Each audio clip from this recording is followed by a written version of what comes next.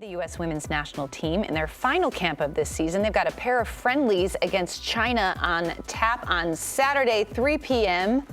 on TNT, and then on December 5th at 8 p.m. So let's chat about the roster that's been called up for this final camp of the season. This is a big opportunity for a few players who might be earning their first cap and looking to make an impression, especially with a new head coach coming in on the horizon. For you, Lo, who are some of the players that you're excited to see? We've got Jenna Nighswonger getting her first cap as well. She's the Rookie of the Year. How excited are you to see her get an opportunity?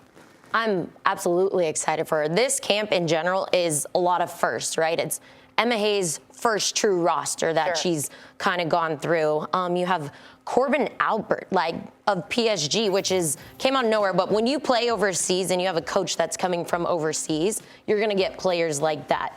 But for me, Jane Campbell and Abby Dahlkemper getting called back in after being gone for so long. Jane earned that call up, right? Mm-hmm. She got goalkeeper of the year.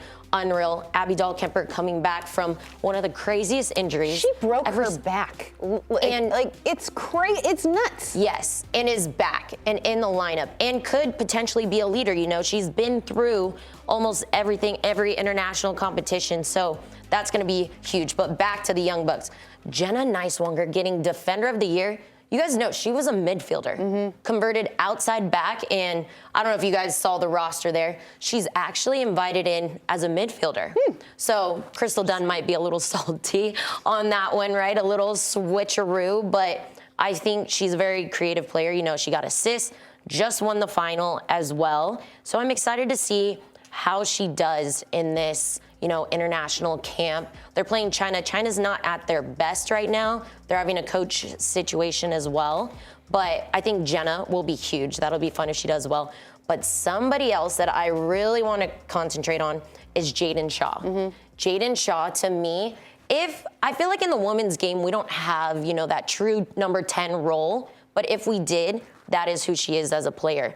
The calmness, the confidence, the vision she has as a number 10 is unreal. At her age is unreal. So when you can connect with forwards like Lynn Williams, Sophia Smith, they're going to be deadly. And under Emma Hayes, if you saw any of the reactions from the players, they just met Emma Hayes and they were buying into her immediately. So I don't know what she said in that locker room or to the players, but every response is, we're excited, let's go. Maybe they just needed to see her face to face. She won't be on the sidelines for these games, but just to see her and to see how positive the women reacted, I'm hyped to see where they go. I mean, yo, Emma, what's up? Call me up, girl. Did you watch the show? Call me in, mama. But no, everybody should be excited about these games and under the new direction of Emma Hayes. Yeah, I think this is, like we said, this is an opportunity for some of these young players. And it's interesting because,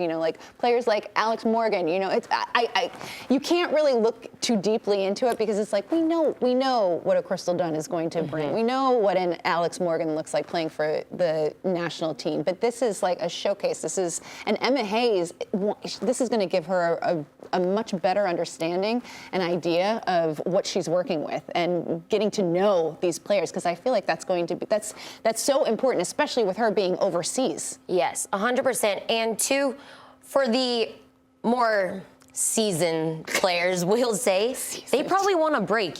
For me as a player, when it hits the end of the season, I want a break. I haven't been in and out of these camps, so I don't know what they all entail. But Alex Morgan, Becky Sauerbrunn, Andy Sullivan, maybe they just need a break after a very exhausting season, right? They were at the World Cup as well. So maybe they just need a little break. But bringing in young players, again, camp is different. You have confidence in your club team, but when you come to camp at the international level with the best of players in your country, it's stressful. And I think Emma's these games may not matter, so let's see what they can provide. Yeah. I want to give a shout out to Midge Purce.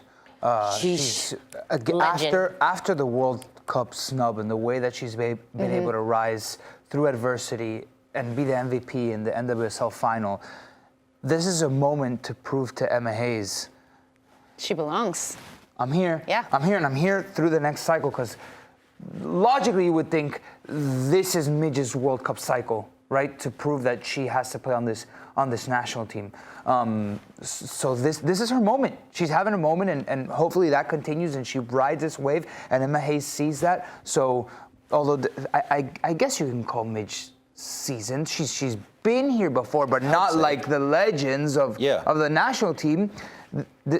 Hopefully she continues to prove herself and show her value through the next couple of windows. Yeah, and if you haven't checked out the episode of Kicking It with Midge Purce, you can stream that right now on Paramount Plus. It's a really great conversation with her. And Jaleel, you hit on the professionalism of Ricardo Pepi, you know, kind of going through, like navigating those ups and downs. I feel like Midge Purce embodies that as well, and you get that through that conversation. So absolutely. Check that out. Check that out.